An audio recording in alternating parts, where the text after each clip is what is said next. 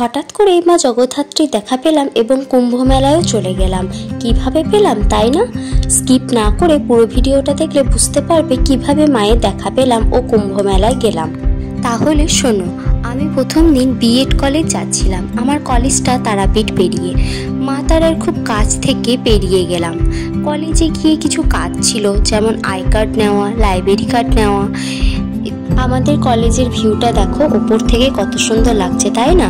একদম রোডের পাশে আমাদের কলেজ অবস্থিত। কলেজের সমস্ত কাজ সেরে আমরা রামপুরহাটের উদ্দেশ্যে রওনা হয়।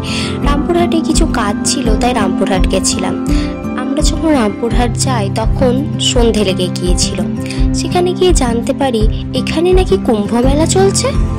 আমি আর আমার হাজবেন্ড তো পুরো অবাক, রামপুরহাটে কিভাবে কুম্ভ মেলা হবে রে বাবা। তারপর ভালোভাবে শুনে বুঝলাম জগদ্ধাত্রী পুজো উপলক্ষে যে প্যান্ডেল হয়েছে সেটার থিম নাকি কুম্ভ মেলা। আমরা দেরি না করে সেই কুম্ভ মেলার উদ্দেশ্যে বেরিয়ে পড়লাম। তখন রাস্তায় রেলগেট পড়ে গেছে। মোটামুটি আধ ঘন্টা অপেক্ষা করে অবশেষে কুম্ভ মেলায় প্রবেশ করলাম। আমাদের তো আর মহাকুম্ভে যাওয়ার ভাগ্য হয়নি, তাই মেলা দেখার জন্য এতটা উত্তেজিত ছিলাম। বিশ্বাস করবে নাকি জানি না, এত সুন্দর। দেখো, মা গঙ্গাতে যেমন সন্ন্যাসীরা স্নান করছিলেন সেরকম, এবং আরও অনেক সন্ন্যাসীর মূর্তি দেখে মনে হচ্ছে সত্যি যেন আমি মহাকুম্ভে চলে এসেছি। এতটা সুন্দর করে গঙ্গা আরতি হচ্ছিল যেন মনে হচ্ছে সেখানেই থেকে যায়।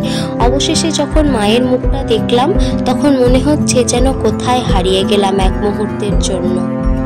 এখানেই শেষ নয়, মেলা বসেছিল, সেখানে অনেক কিছু বিক্রি করছিল, অনেক হরেক মালেরও দোকান বসেছিল, আর আমিও অনেক কিছু কিনে নিয়েছিলাম।